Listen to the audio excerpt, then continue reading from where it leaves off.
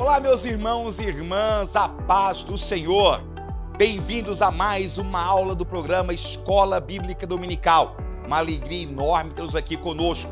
E você já sabe, antes da aula começar, verifique se você é inscrito aqui no nosso canal, ative o sininho e não perca nenhuma de nossas novidades. Se essa aula te ajudar, por favor, comente e compartilhe com o máximo de pessoas que você puder. Fazendo isso, você não apenas estará nos dando um apoio muito grande, como também está nos ajudando a evangelizar mais pessoas. Dê as mãos conosco e nos ajude a fazer a obra de Deus. Não se esqueça também, nós estamos em nossas redes sociais, @admp.oficial e @gesrael.santos. Siga-nos e tem bastante conteúdo por lá também. Portanto, sem mais demora, bem-vindo, bem-vinda! O programa Escola Bíblica Dominical já está no ar.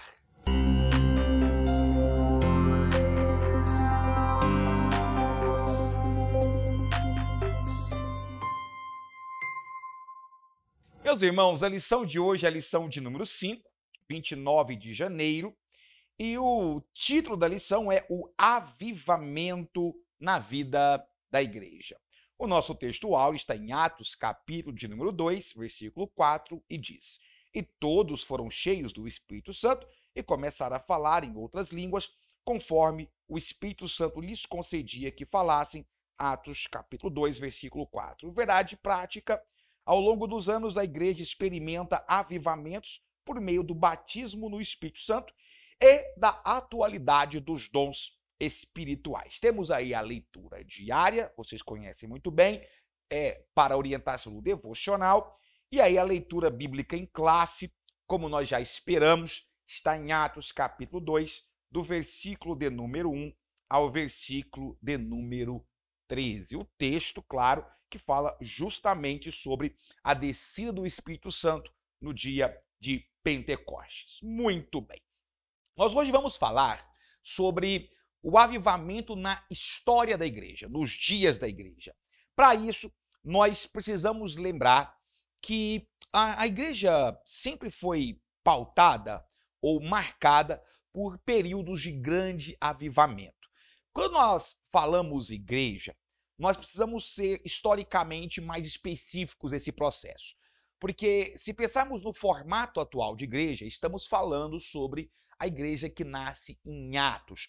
Porque nós só vamos ter uma concepção social de igreja a partir de Atos, capítulo de número 1, quando você, aliás, capítulo 2, na verdade, quando você vai ter realmente a consolidação de uma congregação ali em Israel. Muito bem. E quando nós falamos sobre essa questão do avivamento, claro que já hoje falaremos sobre avivamento na concepção clássica pentecostal. Ou seja, hoje sim estaremos falando sobre aquele momento em que o Espírito Santo se manifesta no meio da igreja através de atos e sinais sobrenaturais, tá bom? Quando nós olhamos para a história da igreja, desde Atos Apóstolos até a igreja contemporânea, nós vamos ver que o Espírito Santo atuou de uma forma singular nesse período. Nós temos a igreja primitiva, que, claro, olhando para a história dela, você percebe que ela só se sustentou porque era realmente uma igreja onde havia uma livre atuação do Espírito Santo. Nós temos períodos de grande frieza, marcados predominantemente durante o período da Igreja Católica, mas apesar disso ainda havia remanescentes. Nós temos então o grande avivamento da Reforma Protestante, em que há o cisma da Igreja Católica e surge então o movimento que deu origem aos evangélicos, mas nem a Reforma Protestante escapou da frieza, sendo necessário então movimentos como, por exemplo, o movimento dos irmãos morávios, né, o movimento moraviano. Você tem aí, que foi o primeiro grande movimento missionário do protestantismo. Você tem os avivamentos da época de John Wesley, você tem o avivamento do país de Gales, já na virada do século XVIII para o XIX, e você tem, claro, o avivamento do século XX, que é o avivamento da Rua Azusa, ali em Miami. Então, o que você vai perceber é que nós temos todo esse processo. Os últimos avivamentos são marcantes porque deram origem ao movimento que nós chamamos de movimento pentecostal. Nós já vamos falar sobre eles logo, logo. Bom, no tópico 1, nós temos a questão do batismo no Espírito Santo e o público-alvo. Porque quando você lê Atos capítulo 2, você percebe que o que realmente marca o nascimento da igreja é o fato de acontecer o batismo com o Espírito Santo como promessa do próprio Deus. O próprio Jesus já tinha dito, né, que ele vos batizará com água, mas viria aquele que vos batizaria com fogo. Isso está na própria palavra de João Batista, tá? No próprio testemunho de João Batista, você encontra essa fala, que aquele que batiza com água, mas viria aquele que os batizaria com espírito e com fogo. Tem uma discussão se esse com fogo aí se refere a uma questão de juízo ou se realmente é uma questão espiritual, mas nós não vamos entrar nisso aqui. O fato é que a vinda do Espírito Santo e o batismo no Espírito Santo foi profecia bíblica. E essa profecia se cumpre, ou ela começa a se cumprir, exatamente a partir do momento em que a igreja se reúne ali para orar a Deus. Muito bem. Durante a Páscoa e o Pentecoste. Agora, o que chama a atenção aqui é que quando nós falamos em batismo com o Espírito Santo, nós precisamos destacar isso aqui pela ótica pentecostal, tá? Por que é importante deixar isso claro? Eu já disse em outras aulas, mas creio que seja relevante pontuar, que nós temos dois tipos de movimento que pregam a atualidade do Espírito Santo, tá? Ou a atualidade dos dons do Espírito Santo. Nós temos o chamado movimento carismático, e esse movimento carismático, ele ultrapassa a questão do movimento carismático da Igreja Católica, tá? É muito além disso. Esse movimento carismático, ele é muito antigo, a palavra carismático vem de carismas, tá? Que significa, claro, dons, tá? Que significa dons ou presentes, tá? E aí o que você tem? Esse movimento, ele crê na atualidade dos dons do Espírito Santo, ele crê que o Espírito Santo age no nosso meio hoje, mas para ele, o batismo com o Espírito Santo é, por exemplo, a conversão, a salvação.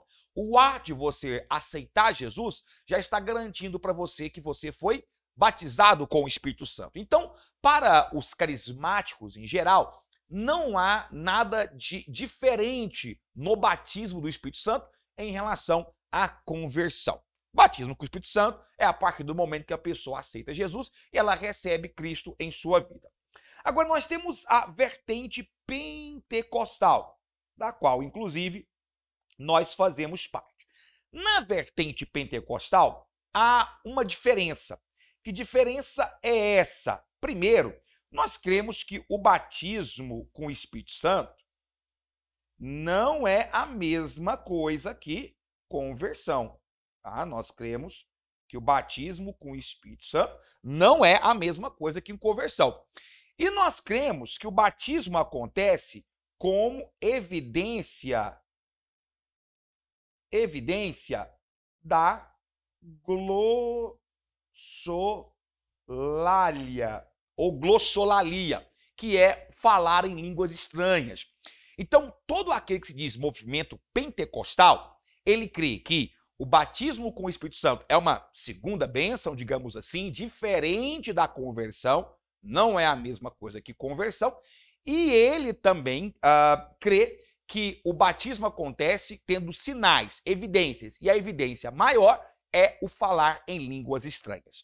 Não deixamos de ser carismáticos, podemos dizer que você tem um contexto do carismático, e dentro do carismático, do conjunto dos carismáticos, você tem um subconjunto que seria o dos pentecostais, tá bom? Então é preciso deixar bem claro essa conversa sobre o batismo com o Espírito Santo.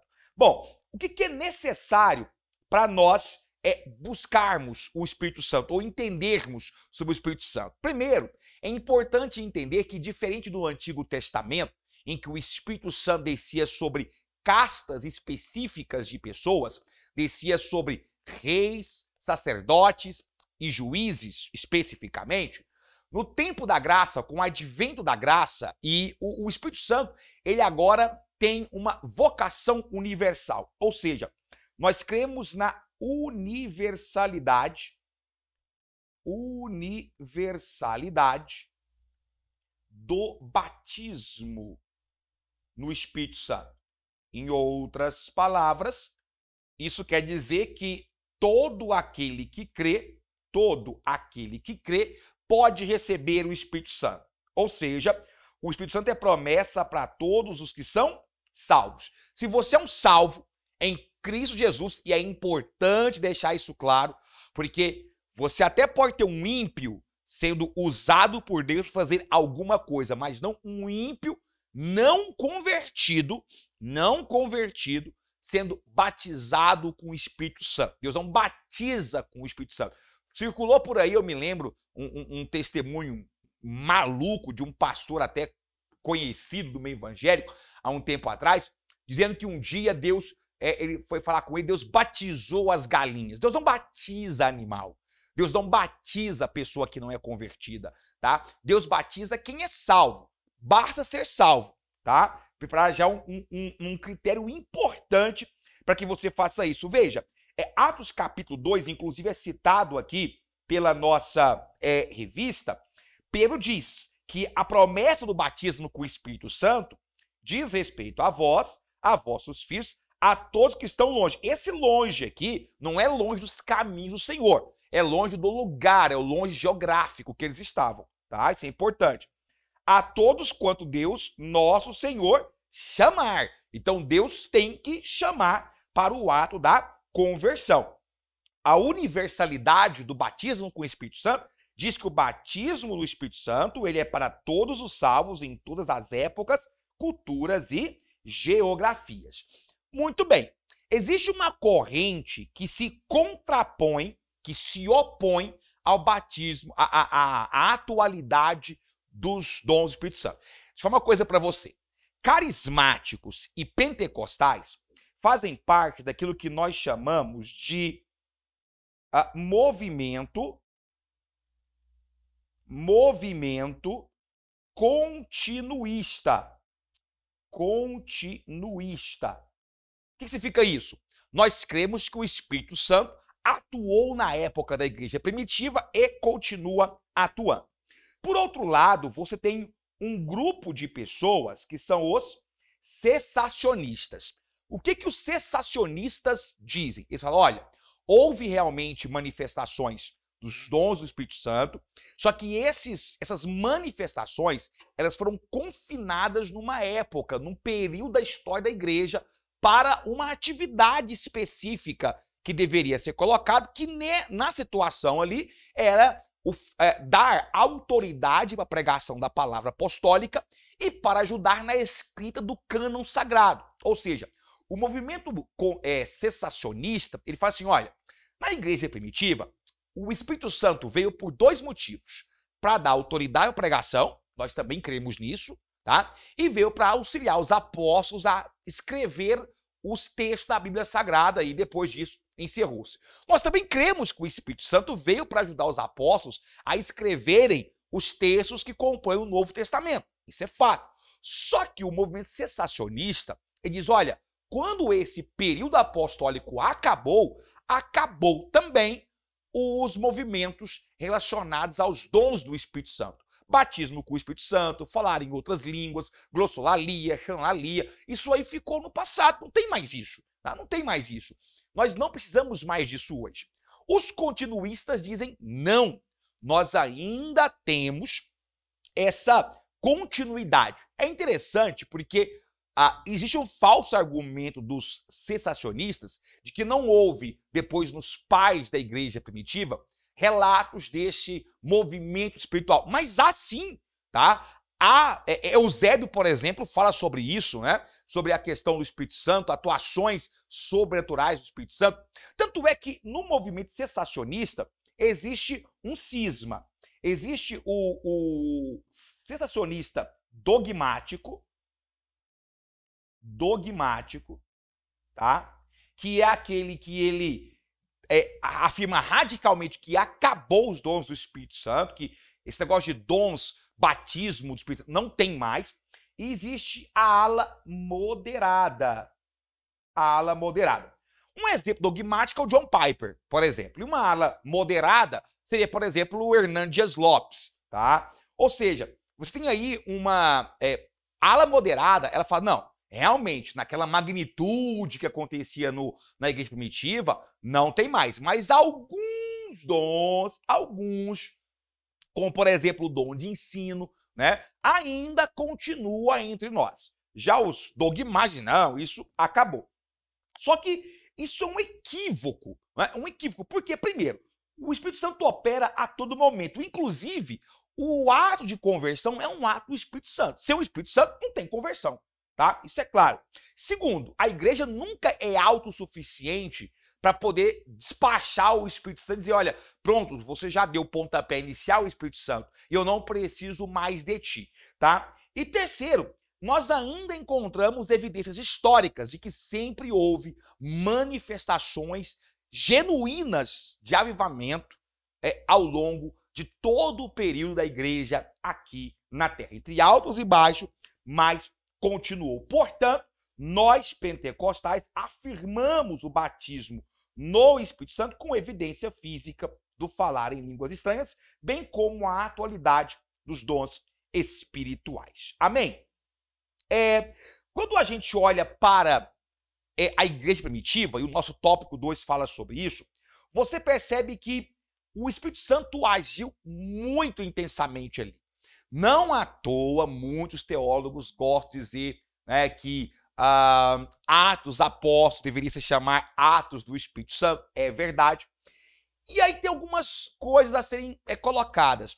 O tópico 2 tem um título muito sugestivo, o dinamismo. Eu creio que o escritor não escolheu essa palavra por acaso, porque Espírito Santo tem exatamente uma conotação de dínamos, tá? Deixa eu só colocar para vocês aqui. Dínamos, que significa movimento. Movimento. Ou seja, o dínamo, ele faz o quê? Ele pega uma energia mecânica, uma energia de movimento, por exemplo, pedalar de uma bicicleta, o correr em uma esteira, e transforma aquela energia mecânica em energia elétrica, em impulsos eletromagnéticos. Isso, basicamente, é o que um dínamo faz. Pois bem, ou seja, você tem um movimento que produz energia. Isso é exatamente o que o Espírito Santo faz no meio da igreja. Quando você olha a igreja de Atos dos Apóstolos, você percebe que é uma igreja que está em constante movimento. E esse constante movimento é que produz a energia que move a igreja. É interessante porque ela quebra a lógica de muitos crentes hoje em dia que dizem assim, eu preciso sentir para adorar. Eu preciso sentir um arrepio, eu preciso receber a profecia, eu preciso ter uma visão para que eu veja o Espírito Santo operando. E você está equivocado, porque a energia, ela vem depois do movimento. Ou seja, você precisa levantar suas mãos e adorar, você precisa abrir a sua boca e glorificar a Deus. Você tem que ter uma igreja em movimento para que haja o quê? Para que haja energia do Espírito Santo ali sendo pulsada entre as pessoas. Chama a atenção que a igreja primitiva, ela estava em oração, em vigília e em jejum antes do batismo com o Espírito Santo. O batismo com o Espírito Santo não foi a causa da consagração deles. O batismo com o Espírito Santo não foi a causa da vigília, foi a consequência. Então, essa igreja, ela já nasceu envolvida pela glória divina. Atos capítulo 2 já revela isso. Logo depois da descida do Espírito Santo, logo depois do Pentecostes, o que você tem marcando a igreja primitiva? Uma palavra, eu vou destacar essa palavra aqui para vocês. Conversão de almas. Pronto. Conversão de almas é o que mais acontece. Eu já falei aqui, acho que estou até repetitivo demais, até redundante, que não existe avivamento que não culmine em salvação de almas. Não existe avivamento de verdade que não tenha como joia da coroa o arrependimento, a contrição dos corações e essas pessoas vindo para Jesus. Então, se você faz um congresso e o povo pula, dança, canta, chora, rola e não tem conversão de almas, alguma coisa faltou ali para aquilo ali ser considerado um verdadeiro avivamento. Então, a igreja depois do Pentecostes tem essa característica. Uma outra característica que marca essa igreja é a valorização da sã doutrina, do estudo da palavra. Você percebe que eles perseveravam na doutrina dos apóstolos, ou seja, eles estavam ali estudando a palavra, meditando na palavra, outra característica de que realmente aquele foi um genuíno avivamento. E eu gostaria de ressaltar ainda a responsabilidade social que havia naquela igreja das pessoas cuidarem uma das outras. Olha, você nunca pode afirmar que houve um avivamento de verdade se você está numa igreja em que as pessoas pensam que o mundo gira ao redor do seu umbigo. Se as pessoas não cuidam do outro, se não recepcionam quem chega, se não discipulam, se não acolhem, se não é uma igreja acolhedora, se é uma igreja estruturada hierarquicamente no sentido de opressão, eu que mando, vocês só têm que obedecer, não dê satisfação para ninguém. Se você tem uma igreja que não ajuda o seu próximo, se você tem uma igreja que não acolhe o coração ferido, não é uma igreja avivada, não importa o que aconteça ali, não importa quem prega em seus púlpitos, não importa o tamanho que ela tenha, pode ser uma mega catedral. Se não tem acolhimento, não tem realmente uma ação genuína do Espírito Santo. É duro, mas tem que falar, é verdade, tá? E por último, é importante nós contextualizarmos esta palavra. Não adianta ficarmos presos na igreja primitiva, porque a igreja primitiva ela nos é fonte de lição e não fonte de saudades. Tem gente que vira um saudosismo terrível. Portanto, é importantíssimo destacarmos o ministério ungido para os dias atuais. Olha, quando Paulo fala, se não me engano, para os Coríntios, né? Que quando fui ter convosco, eu não fui apenas com manifestação vã de sabedoria humana, mas sim manifestações de graça e de poder. Você vê Paulo claramente dizendo, olha, quando eu fui ter convosco, meu ministério foi bem sucedido, não porque eu tinha um gabarito intelectual, não porque eu tinha diplomas, não porque eu tinha uma cidadania romana, seja ela comprada ou herdada, não interessa agora isso também, tá? Mas ele tinha prerrogativas especiais, não por isso, não pelo meu nome, nada. Quando eu fui ter convosco, meu ministério foi bem sucedido, porque eu fui ter convosco com unção, em manifestações de graça e de poder. É por isso que eu falo que tem gente que investe num curso teológico, que é importantíssimo, diga-se de passagem, tá? Investe numa questão de aparência, de se vestir bem, que também é importantíssimo, mas se esquece do mais importante, que é o quê? Ter o ministério que carregue o óleo da unção, ungido pelo Espírito Santo. Você nunca vai ser influente, você nunca vai influenciar de verdade uma geração se você não tiver unção do Espírito Santo em sua vida. Você até pode impactar algumas pessoas à sua volta com a sua sabedoria, com o seu intelecto, com a sua hermenêutica, exegese, homilética, hermenêutica, mas você não vai realmente tocar nos corações e pavimentar o caminho delas para uma vida íntima com Deus se você não tiver na sua vida azeite, óleo do Espírito Santo, tá? Não vai. Seu discurso vai soar empoeirado, excessivamente acadêmico, pedante, mas não irá atingir a alma do coração sedento. Veja, o ministério avivado, como que Jesus tinha, ele é capaz de promover vida, expulsar demônios, tá? Curar enfermos e assim por diante. E segundo, quem autentica esse ministério? Quem autentica? É o próprio Deus. Não adianta ter QI, que é quem indica, né? Quem empresta. Não adianta você ter ali gente para te dar força moral, se você não tiver realmente uma vocação do Espírito Santo. Tem gente que acha que padrinho é suficiente. Você vê tanto por aí cantor querendo apadrinhar a esposa, pregador querendo apadrinhar a esposa para ser cantora. Você vê aí tanto cantora querendo apadrinhar esposo para ser pregador. Gente, amém. Precisa ajudar mesmo. Mas se não tiver a chamada do Espírito Santo, pode casar agenda, pode indicar, pode fazer o que quiser. Não vai progredir, porque não é o nome de pregador A, de cantor A, de pregadora A,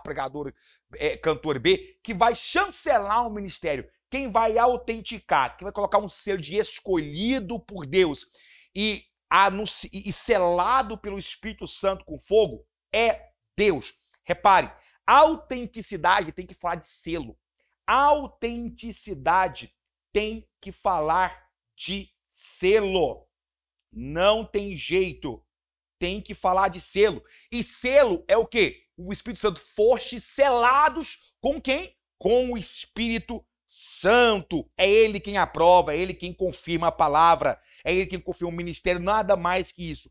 E por último, para terminar, o ministério realmente avivado tem como principal objetivo a glorificação de Deus, não ao homem.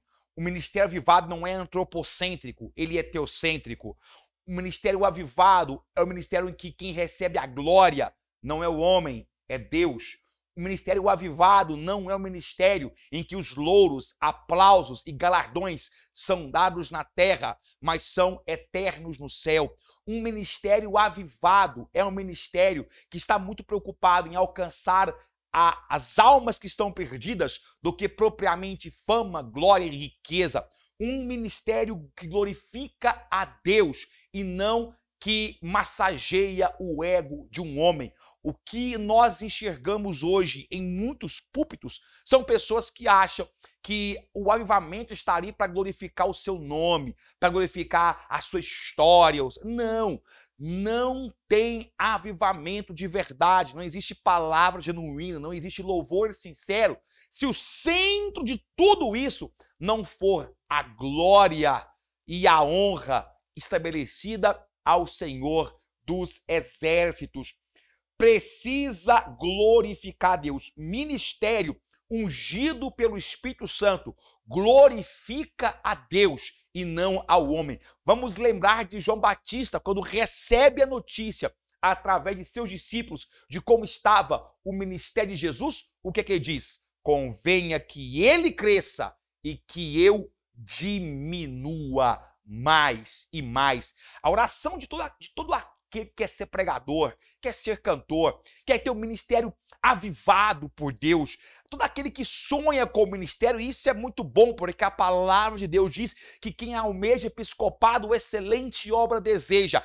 Mas, por trás de tudo isso, qual deve ser a ideia central, o textuário?